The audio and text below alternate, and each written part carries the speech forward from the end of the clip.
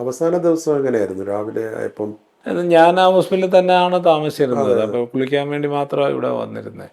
അപ്പോൾ രാവിലെ 10:30 വരെയൊക്കെ വലിയ വിഷയം നമ്മൾ കണ്ടില്ല. 10:30 കഴിയുമ്പോൾ ആണ് ഇവർ ഡോക്ടേഴ്സ് എല്ലാം കൂടെ ഒരു ബ്രീഫിംഗ് ഉണ്ട് നമ്മളോട്, എന്താണ് എങ്ങനെ പോകുന്നു എന്നുള്ളത് തലേദിവസത്തെ രാത്രിയിലെ കാര്യങ്ങളും വെച്ചിട്ട് അതുവരെയുള്ള തലേദിവസത്തെ ബ്രീഫിങ്ങിന് ശേഷം ആൾക്കുള്ള മാറ്റങ്ങളും കാര്യങ്ങളും എന്തൊക്കെയാണ് എന്നുള്ളത് പറയുമായിരുന്നു. ഞങ്ങൾ ഫാമിലി മെമ്പേഴ്സിനോട് പറയുമായിരുന്നു.